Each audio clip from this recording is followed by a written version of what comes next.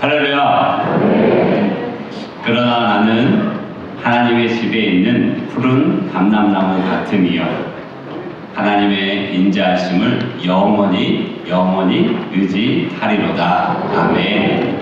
우리는 23년 한 해 그리고 우리의 모든 인생이 하나님의 집에 있는 푸른 감람나무 같은 줄 믿습니다. 그렇게 살아오셨죠? 살아오신 줄 믿습니다.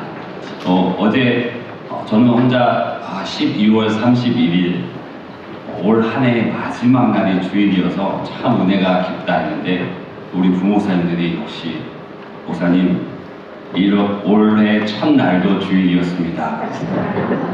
1월 1일이 주일이고 마지막 날 1월 31일이 주일인 23년 특별한 은혜가 우리 가운데 있는 줄 믿습니다. 그런 다윗이 고백했어요. 하나님의 인자하심을 영원히 의지하겠노라. 이 또한 우리의 고백이고 우리의 다짐인 줄로 믿습니다. 세상에는 두 부류의 사람이 있잖아요. 자기의 힘으로 살아가는 사람, 하나님의 인자하심에 내 삶을 맡기고 하나님의 인자하심을 의지하며 살아가는 사람. 우리는 하나님의 그 인자하심, 그 한결같은 사랑을 의지하고 나아가는 하나님의 자녀, 하나님의 백성인 줄로 믿습니다. 바둑 용어의 복기라는 단어 이미 많이 아실 거예요. 그 복기는 이미 승패가 결정된 바둑을 처음부터 다시 두는 거예요. 이긴 사람은 이겨서 좋고 또 그래도 다시 두고 진 사람은 속상하고 가슴 아프지만 그래도 다시 두어봅니다. 복기를 하면서 무엇을 잘했는지 어디서 잘못했는지 또 상대방의 수와 전략은 어땠는지 또 무엇을 더 신경 써야 할지를 천천히 생각하면서 다시 복기를 해요. 그래서 다음에 더 멋진 승부를 펼치기 위해서 하는 복습입니다. 인생에도 복기가 필요한 것 같습니다. 바쁘고 분주한 일상, 가끔 멈춰서서 태어나서 지금까지 살아온 시간들을 되돌아볼 필요가 있습니다. 과거에 어떤 일이 있었는지, 그때 내 마음은 어땠는지, 또 어떤 일이 나를 성장시켰는지 차분히 생각할 시간이 필요합니다. 가로 세로 몇 뼘 안 되는 바둑판 위에서의 그 몇 시간 동안 진행된 바둑 한판 승부에도 돌이킬 부분이 그렇게 많다고 하는데 우리 인생, 이제까지 살아온 인생, 그 인생 안에는 돌아볼 일들이 얼마나 많이 있겠습니까? 그래서 우리의 삶을 돌아보고 그 인생의 매듭을 잘 지어져 가는 그런 복된 인생이 되시길 주로 축복합니다. 우리가 매듭이라고 하면 보통 종결, 마무리라는 의미를 먼저 떠오르게 되어집니다. 그러나 실은 매듭이라고 하는 말 안에는 종결의 의미와 더불어서 또 다른 시작을 뜻하게 되어집니다. 가령 이를테면 어떤 일을 매듭지었다 하는 것은 이어서 또 새로운 일을 시작한다는 말이 담겨져 있습니다. 그래서 이때의 시작은 그 이전의 시작과는 다른 차원의 시작이 되어지는 것이죠. 가령 대나무를 생각해 보십시오. 진주에 대나무가 참 많더라고요. 대나무를 생각해 보면 대나무가 자라다 어느 시점에 매듭을 짓습니다. 그리고 그 매듭 위에 새로운 줄기가 솟아나듯이 그 매듭이 지어진 새로운 줄기처럼 우리 인생의 매듭, 신앙의 매듭이 잘 지어지고 또 그 위에 새로운 줄기가 올라가듯이 우리가 주님을 믿으면서 살아가는 그 하루하루 한 해 한 해의 그 삶이 한 차원 더 높은 신앙생활, 더 한 차원 성숙한 신앙생활을 위한 매듭을 짓는 일은 매우 중요하다고 여겨집니다. 2023년 세월의 매듭을 짓듯 또 내 인생에 한 지점에 매듭을 지어가면서 그 위에 새로운 줄기처럼 그 줄기가 아래의 줄기보다 높이 있는 것처럼 우리의 믿음과 삶이 성숙되어지시기를 주님으로 축복합니다. 요셉의 인생을 한번 떠올려 보십시오. 어떤 모습이 먼저 생각나십니까? 아마 세상의 시각으로 보면 참 요셉만큼 억울하고 또 비참한 인생은 없을 것 같습니다. 요셉은 형들에게 배신당했고 이집트의 종으로 팔려갑니다. 또 보디발의 집에서 억울하게 누명을 쓰고 감옥에 들어갑니다. 이렇게 어려움 가득한 삶이 과연 믿는 자의 삶일까 하는 의구심이 들 정도입니다. 그런데 이런 요셉의 삶에는 고비 때마다 히브리어 와예히 독특한 단어가 담겨져 있습니다. 한국어 성경에는 정확하게 번역이 되어져 있지 않지만 와예히 그 시간, 그 공간에 함께 있다라는 단어가 쓰여져 있습니다.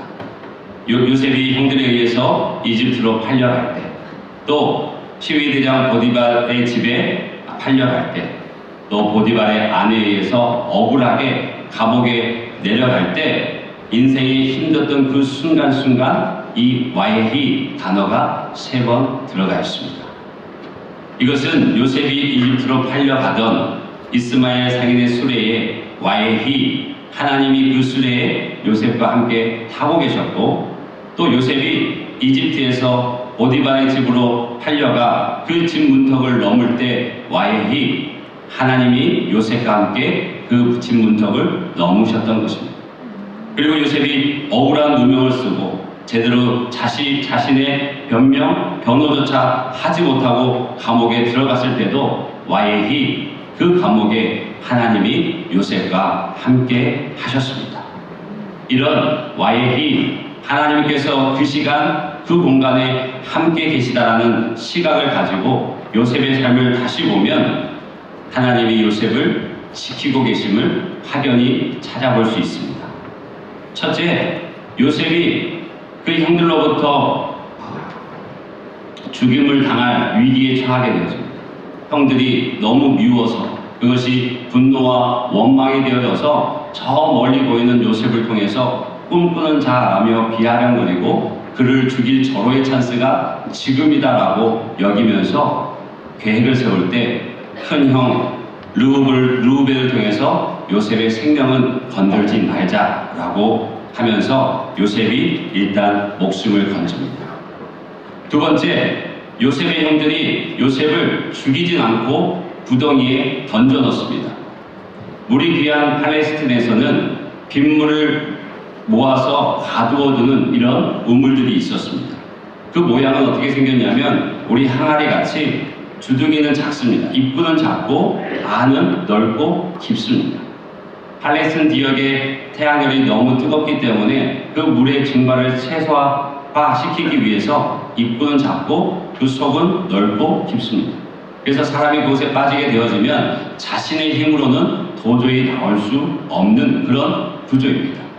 그리고 우기에 거기에 물이 차 있다면 어찌 되겠습니까? 사람은 그 안에서 죽을 수밖에 없습니다. 그런데 요셉이 그 우물에 빠진 시기는 우기였습니다.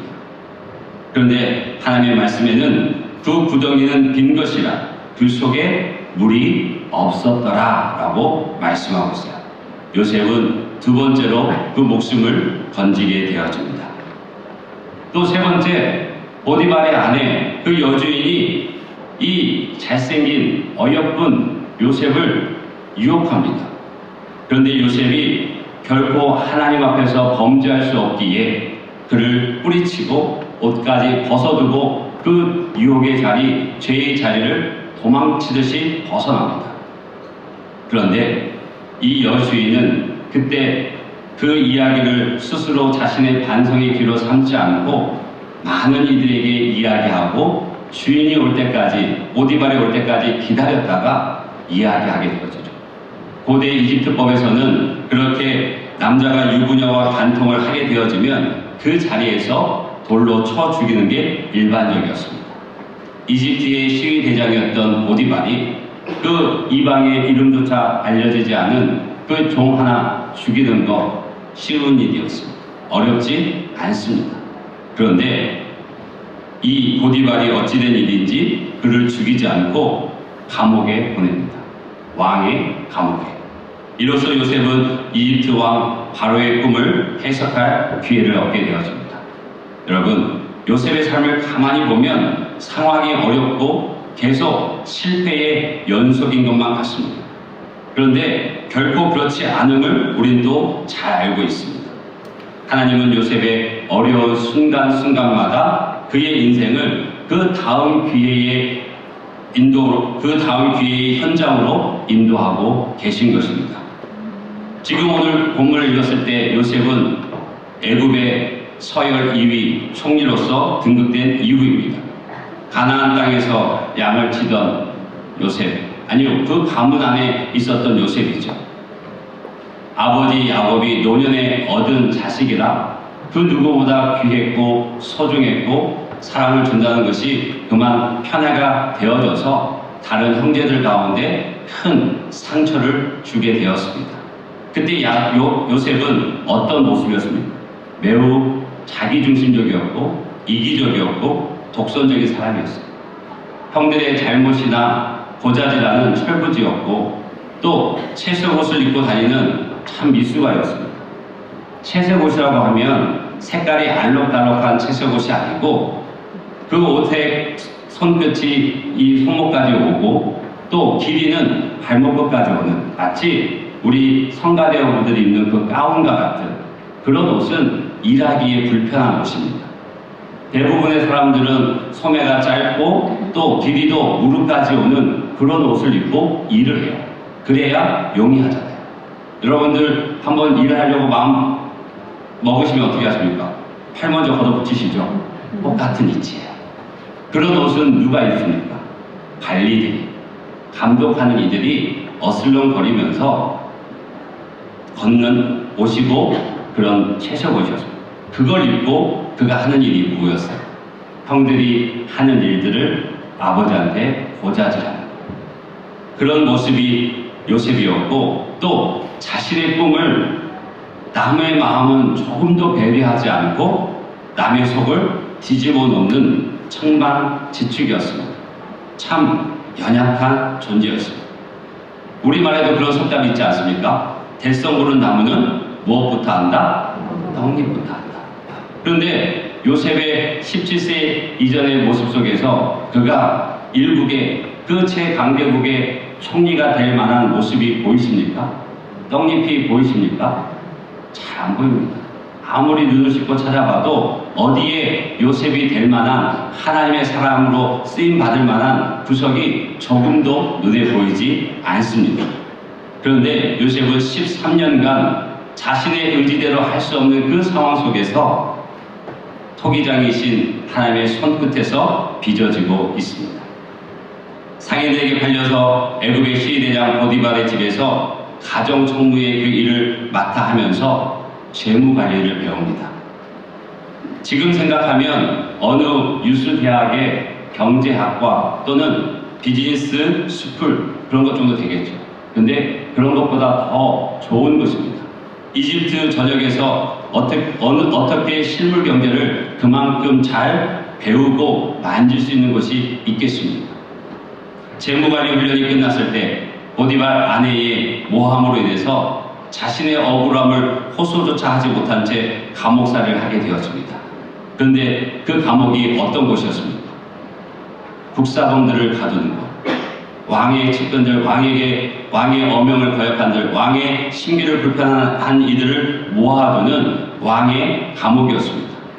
근데 그 감옥에서 또 간수장의 신임을 얻고 은혜를 입어서 그 죄수들을 관리하는 일을 도맡아 하게 되어집니다. 인사관리를 하게 되었습니다. 비록 감옥에 있지만 그들은 나라의 중직들이었기 때문에 그들이 하는 대화가 무엇이겠습니까? 나라, 정치에 관련 일이겠죠. 그러면 그들을 24시간 가까운 곳에서 섬기는 이 요셉이 무엇을 듣고 무슨 수업이 이루어지겠습니까? 정치 수업이 이루어지게 되어집니다. 그때 요셉이 그 나라에 자식이 종으로 팔려오고 또 억울하게 누명을 쓰고 감옥에 던져진 그 시점에 자신이 그 나라의 애굽 총리가 될 것이라고 생각했을까요? 아니, 꿈이라도 꿨을까요? 전혀 생각도 꿈도 꾸지 못하는 상황이었습니다. 그 주위에 누구도 그렇게 될 줄은, 아니 생각조차도 할 수 없었습니다. 그런데 하나님은 요셉을 향한 하나님의 계획이 있으셨고 그 계획대로 요셉을 재물훈련, 인사훈련, 정치훈련을 시켜 나가셨습니다. 그리고 그 13년간의 모든 삶의 과정 속에서 그 인격을 다듬으셨고 그의 신앙을 바르고 견고하게 세워가셨습니다. 하나님의 손끝에서 요셉이 빚어지고 있는 것입니다. 와일이 그 시간, 그 공간에 함께 계셔서 하나님께서 요셉을 섬세하게 만드시고 이끌어가고 계신 것입니다. 여러분, 이 와일이 이 하나님이 요셉과 함께 하셨던 것 같이 지금 우리와 함께 하시는 줄 믿습니다. 사람의 눈으로는 그저 고통과 고난의 좌절의 순간으로 느껴지지만 고개를 들고 눈을 들어 하나님을 보게 되었으면 그 하나님의 계획하심이, 그 하나님의 인도하심이 보여질 줄 믿습니다. 요셉의 삶을 통해 삶을 눈동자와 같이 지키셨던 그 하나님이 요셉에게 하셨듯 지금 여기에 우리와 함께 하시는 줄 믿습니다. 그 은혜 안에서 올 한 해를 살아오셨고 또 그 은혜 안에서 새해를 열어가실 줄 믿습니다. 할렐루야. 오늘 요셉은 그 은혜를 깨닫고 자신의 지난 삶을 복귀하면서 자신의 아들들의 이름을 지어줍니다. 하나님의 은혜를 소중히 기억하고 간직하기 위해서 이름을 짓습니다. 첫째 이름이 무엇입니까? 므낫세. 하나님이 내게 내 모든 고난과 내 아버지의 온 집을 잊어버리게 하셨다. 곧 잊어버림의 은혜입니다. 여러분, 우리의 어린 날에 알면 살아가면서 참 많은 상처를 입고 또 상처를 주기도 합니다. 근데 어떤 상처는 오랫동안 내 기억에 남아서 내 삶의 성인이 돼서도 영향을 주기도 합니다. 그런데 가족에게 받은 상처는 다른 어떤 상처와는 다릅니다. 아무리 시간이 지나도 살점이 벗겨져서 뻘겋게 드러나는 것 같이 늘 우리를 아프게 합니다. 어쩌다 스치기만 해도 소스라치게 놀라고 또 고통스럽습니다. 가족이 아닌 남들에게 받는 상처는 그 사람과의 관계를 끊으면 그만이고 그 사람의 말과 행동을 안 보면 그만일 수 있습니다. 또 상대적으로 가족에게 얻은 상처보다 얼마 지나지 않아 잊혀지기도 합니다. 그런데 가족이 내게 상처를 줬던 말, 상처를 줬던 행동, 정신적으로 힘들었던 그 순간은 트라우마로 남아서 부정적인 내 삶의 원천이 되어버립니다. 또 요셉이 형들에게 죽음의 공포를 느끼고 타국으로 팔려간 나이가 몇 세입니까? 17세, 17입니다. 그 속에서 철저하게 본인은 외면당하고 버려지고 그들의 기억 속에서 잊혀집니다. 그렇게 13년간의 삶, 타국에서 노예로, 죄수로 살아간 그의 삶, 얼마나 힘들지는 굳이 일일이 얘기하지 않아도 우리는 알 수 있습니다. 그 13년의 시간을 잊을 수 있을까요? 지울 수 있을까요? 무려 13년의 시간입니다. 지금 요셉이 아들들의 이름을 지었을 나이를 대략 추정해 보이면 30세의 요셉의 총리가 되어졌고 이 고백을 할 때가 35세 정도 되어집니다. 그러면 자신의 전체 인생이 35년인데 그 중에 13년이 그런 고난과 고통 속에 있었다면 지웠다, 지워주셨다 이 말이 나올까요? 쉽지 않을 것입니다.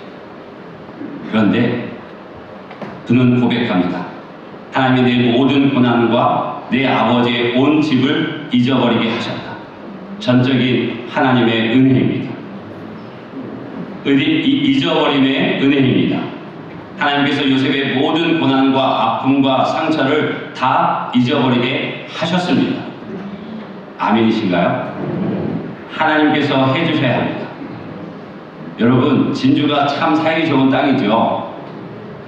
이것도 아멘을 못하십니까? 진주가 참 살기 좋은 땅이에요. 여기서 하시는 분들이 다 그 말씀 하셨어요. 진주가 참 살기 좋다. 그리고 이 진주에서 다마 몇 년이라도 살아보신 분들은 정말 살기 좋다고. 그래서 제가 여기 온다고 하니까 그 말들을 먼저 해주셨어요. 그리고 항상 그 끝에다가 토시를 달아주셨어요. 진주가 대전 정도만 있으면 이사 올 거라고. 진주가 참 좋은 땅인데 그 중에 제가 개인적으로 좋아하는 것은 바다가 가까이 있다는 거. 2시간, 3시간 정도면 훌쩍 떠나서 바다를 여유롭게 거닐다가 돌아올 수 있다는 거. 여러분들은 너무 익숙한 삶이지만 퇴근 후에 바다를 보러 갈 수 있다는 거 몇몇 누리지 못하는 축복입니다. 참 좋은 곳이에요. 그리고 여러분 바닷가 가면 뭐 하세요? 모래사장을 거닐면 괜히 뭐라도 하나 주워서 뭐라도 쓰고 싶은 충동이 있지 않으십니까? 그래서 이전에는 뭐 누구 이름 쓰고 옆에 큰 하트도 그리고 사랑해 하고 하여튼 별짓을 다 하잖아요. 그리고 친구들끼리 가족들이 가서도 그런 작은 마음도 적어보기도 하고 또 웃고 사진을 남기고 하잖아요. 또 어느 사람은 그렇겠죠. 때론 속상한 마음에 바다를 찾아가서 자신을 미워하는 또 이런 상황들이 싫어서 신경질적으로 땅을 팔지 않았겠습니까? 그런데 언제나 우리가 찾아가면 그 바다 모래사장은 참 깨끗해져 있어요. 그래서 언제고 우리가 나뭇가지를 줍든 조개껍질로 줍든 발로 쓱쓱 그어서 글을 쓰든 쓸 수 있게 깨끗하게 합니다. 여러분, 우리의 고난이 때로는 바위에 새겨져서 지워질 것 같지 않던 고통이라고 생각도 되어지지만 그 시간을 주님은 주님의 방법으로 사용하셔서 넘치는 은혜로 회복을 경험하게 하시는 분인 줄로 믿습니다. 그래서 돌이켜보면 고난과 고통이 바위가 아니라 모래 위에 흔적을 남겼고 결국 그것은 하나님의 은혜 안에서 지워줌을 보게 되었습니다. 파도가 한번 왔다가 모래 위에 흔적을 지우듯이 하나님의 사랑의 파도가 내 깊고 깊은 상처를 깨끗이 치유하신 줄 믿습니다. 이사야서 57장 18절 19절을 보게 되어지면 내가 그의 길을 보았은즉 너희의 삶을 내가 보았는데 그를 고쳐줄 것이다. 그를 인도하여 그와 그를 슬퍼하는 자들에게 위로를 다시 얻게 하리라. 입술의 열매를 창조하는 자 나 여호와가 말하노라. 먼데 있는 자에게든지 가까운 데 있는 자에게든지 평강이 있을지어다 내가 그를 고치리라. 아멘. 하나님의 마음이고 우리를 향하신 약속이고 계획이십니다. 그 잊어버림의 은혜가 하나님께서 요셉에게 행하셨듯이 이곳에 함께 예배하는 우리 모두에게 그 고난과 아픔과 상처와 속상함을 다 잊어버리게 해주실 줄 믿습니다. 그런 은혜가 있기를 주님의 이름으로 축복합니다. 둘째 아들의 이름은 무엇입니까? 에브라임. 하나님이 나를 내가 수고한 땅에서 번성하게 하셨다라는 뜻입니다. 곧 형통하게 하시는 하나님의 은혜입니다. 내가 수고한 땅에서를 직역하면요, 나의 고통의 땅 안에서입니다.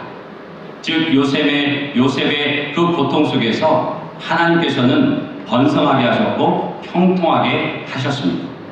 노예로 팔려가고 죄수로 인생의 어떤 꿈조차 꿀 수 없었던 꿈꾸는 자 요셉, 그렇게 그의 이름은 가족에게서 잊혀지고 모든 사람들에게서 지워지고 마치 작은 바람에도 흔들리는 위태로운 촛불과 같은 인생, 그리고 그 촛불이 언제 꺼져도 이상하지 않을 그런 인생이었습니다. 그런데 그와 함께 하신 하나님께서 그의 인생에 매듭을 지어주시고 놀라운 은혜의 반전을 보여주십니다. 이 말씀을 한번 찾아보겠습니다. 앞으로 3장만 넘기시면 창세기 39장 2절에서 5절입니다. 한번 찾아보십시오.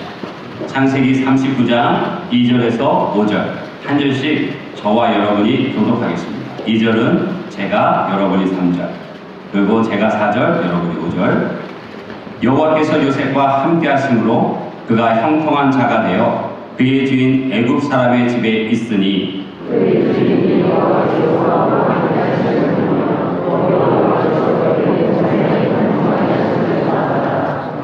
요셉이 그의 주인에게 은혜를 입어 섬김에 그가 요셉을 가정 총무로 삼고 자기의 소유를 다 그의 손에 위탁하니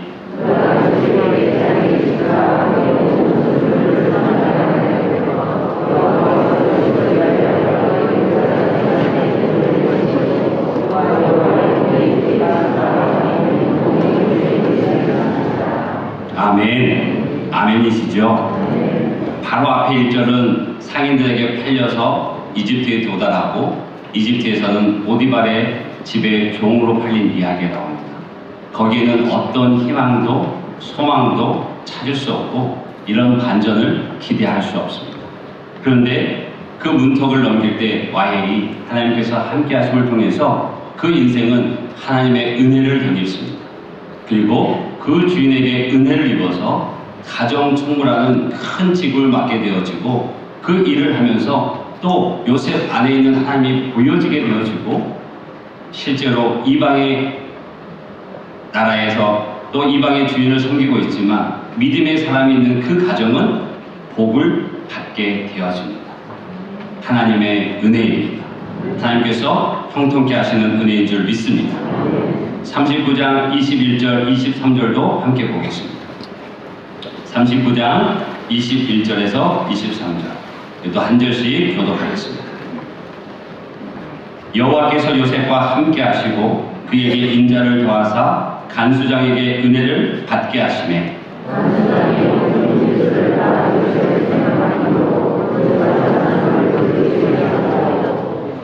간수장은 그의 손에 맡긴 것을 무엇이든지 살펴보지 아니하였으니 이는 여호와께서 요셉과 함께 하심이라. 여호와께서 그를 범사에 형통하게 하셨더라. 아멘. 요셉은 억울한 누명을 쓰고 오히려 하나님 앞에서 거룩한 하나님 앞에서 죄를 범치 않고 자신을 믿어주는 그 주인의 마음을 아프게 하지 않기 위해서 그 신임을 지키기 위해서 그 유혹을 뿌리쳤는데 그 결과가 감옥, 오해 속에서 주인의 분노 속에서 감옥으로 들어가게 되어집니다. 그 순간도 와헬이 하나님께서 함께 하셨습니다. 그래서 그곳에 그 감옥을 전체 관리하는 관수장에게 은혜를 입고 죄수들을 관리하는 그 일을 맡게 되어지고 그 일들 속에서도 그는 하나님을 나타내 보입니다. 그래서 그에게 맡긴 일은 간수장이 두 번 쳐다보지 않아요. 확인하지 않는 한 어떤 일을 맡기면 너무나 완벽하게 너무나 성실히 잘 해놓기 때문에 돌아보지 않아요. 그러면서 뭐라 얘기합니다. 뭐라 얘기합니까? 이는 여호와께서 요셉과 함께 하십니다. 여호와께서 그를 범사에 형통하게 하셨더라. 하나님의 은혜입니다. 이 은혜가 저와 여러분 가운데 있기를 주님으로 축복합니다. 마지막 41장 38절에서 41절 말씀 보겠습니다. 한 절씩 교독하고 41절은 합독하겠습니다. 38장에서 41절입니다. 바로가 그의 신하들에게 이르되 이와 같이 하나님의 영에 감동된 사람을 우리가 어찌 찾을 수 있으리요 하고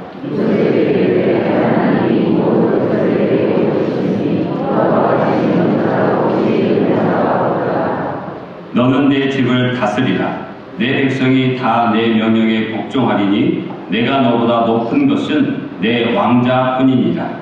바로가 또 요셉에게 이르되 내가 너를 애굽 온 땅의 총리가 되게 하노라. 아멘.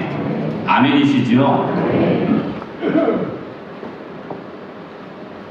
요셉이 드디어 바로 왕 앞에서 그 꿈을 해석해주고 그 꿈의 내용과 더불어 대안을 제시하고 지혜 있는 자를 세워 이것을 대비하라 했을 때 그 애굽 왕의 바로의 입에서 나온 말이 무엇입니까? 이와 같이 하나님의 영에 감동된 사람을 우리가 어찌 찾을 수 있겠는가? 요셉이야말로 하나님의 영에 감동된 사람이다. 그래서 그를 총리로 세웁니다. 총리와 왕의 차이는 왕자뿐이라 얘기하면서 그에게 모든 것을 맡겨줍니다. 하나님의 계획하심 속에서 요셉은 그 어려운 국면마다 하나님께서 매듭을 짓게 하시고 전혀 예기치도 생각지도 꿈도 꾸지 못할 일들의 그 역사의 은혜의 대반전을 보여주셨습니다. 하나님께서 요셉의 인생에 함께 하셨다면 오늘 우리 인생 가운데도 함께 하시지 않겠습니까? 함께 하십니다. 우리 인생의 매듭을 지어주시고 그 인생의 매듭 속에 형통케 하시는 하나님의 은혜를 보여주실 줄 믿습니다. 요셉의 인생에 함께 하신 하나님, 우리 인생에도 함께 하시는 하나님이십니다. 그 은혜가 우리 안에서 거듭 나타나고 거듭 간증되어지는 하나님의 자녀들 되시길 주님으로 축복합니다. 그래서 제가 예배 서두에 축복으로 암송했던 말씀, 그러나 나는 하나님의 집에 있는 푸른 감람나무 같으니요. 하나님의 인자하심을 영원히 의지하리로다. 다윗의 고백입니다. 다윗이 행복할 때, 일이 잘 풀릴 때 이 고백을 했을까요? 아니면 그럭저럭 살만할 때 이 고백을 했을까요? 그렇지 않습니다. 사울 왕에게 집착과 같은 그 사울 왕의 그 죽이고자 하는 것을 피해가며 살아갈 때 단 한순간도 발 뻗고 자지 못할 때이고 온갖 신경을 곤두세우고 살 때입니다. 그리고 자신을 만났다는 이유로 그 제사장의 집이 온전히 살육당했다는 얘기를 듣고 이 고백이 나옵니다. 그러나 나는 하나님의 집에 있는 푸른 감람나무, 하나님의 인자하심을, 한결같은 하나님의 사랑을 영원히 의지할 것이다 라고 고백하고 선포합니다.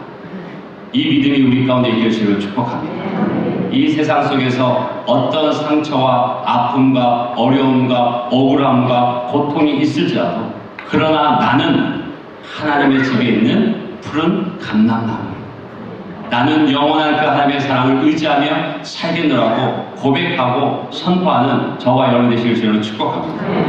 그리고 세상은 끊임없이 그렇게 살지 말라고, 왜 이렇게 바보같이 사냐고, 그 시간에 더 많이 준비하고 더 많이 스펙 쌓고 더 높이 올라가라고 우리를 얘기하고 채근합니다. 그럴 때 그러나 나는 하나님의 집에 있는 푸른 감람나무이다 선포할 수 있으셔야 해요. 말씀할 수 있으셔야 합니다. 세상은 그렇게 사는 것이 어리석은 방법이라고, 이렇게 살면 취업도 잘 되고 승진도 되고 승승장구하고 인정받고 더 많이 갖고 더 많이 누릴 수 있는 것을 증거로 보여주면서 그렇게 살지 말라. 왜 그렇게 사냐고, 왜 그렇게 뒤처지는 삶, 도태되는 삶, 바보 같은 삶 사냐고 세상은 끊임없이 우리에게 말합니다. 그럴 때 여러분은 무엇이라 말씀하시겠습니까? 그럴지라도 나는 하나님의 집에 있는 푸른 감람나무 같다. 나는 영원하신 하나님의 사랑에 의지하여서 살아가겠노라고 다짐하고 선포하고 그렇게 믿음의 길을 뚜벅뚜벅 걸어가시는 하나님의 자녀, 하나님의 백성 되시기를 주님으로 축복합니다. 요셉이 그렇게 하나님만 바라보고 도저히 이해할 수 없는 상황 속에서도 하나님만 바라보고 믿음으로 순종으로 그 모든 고통의 시간들을 진실되게 성실하게 살아냈습니다. 그랬더니 때가 되어 하나님께서 요셉을 진짜 꿈꾸는 자로 높이셨습니다.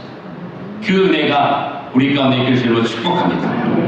여러분, 와이히 하나님께서 그 시간, 그 공간에 함께 하십니다. 하나님께서 나의 삶에 함께 하십니다. 내가 그 하나님을 신뢰하고 믿음으로 살아갈 때 나를 향한 하나님의 한결같은 그 사랑을 의지하면서 오늘 살아낼 때 반드시 선물과 같은 은혜가 우리에게 주어집니다. 그것이 잊어버림의 은혜고 형통하게 하시는 은혜입니다. 그 은혜를 모두 받는 축복의 사람들 되시길 간절히 소원합니다. 여러분, 올 한 해 너무 고생 많으셨습니다. 잘 살아오셨습니다. 여러분 곁에서 함께 울고 또 함께 웃으시고 때로는 여러분들 위해서 기도하고 또 여러분들 위해서 응원하셨던 주님을 한번 바라봐 보십시오. 그리고 내 주위에 그렇게 내게 힘을 보태주었던 사람들을 바라봐 보십시오. 그리고 그분들에게 그리고 주님에게 감사합니다라고 고백할 수 있는 저와 여러분 되시길 주로 축복합니다. 그리고 늘 내 곁에 계신 늘 나와 함께 하신 그 주님을 의지하며 곧 다가오는 새해를 힘있게 열어가시길 주로 축복합니다. 새해에도 하나님께서는 나의 시간 속에 공간 속에 함께 하시고 선물을 들고 기다리고 계십니다. 믿음으로 살아가 믿음의 그 귀한 축복을 받는 우리 모두가 되기를 주로 간절히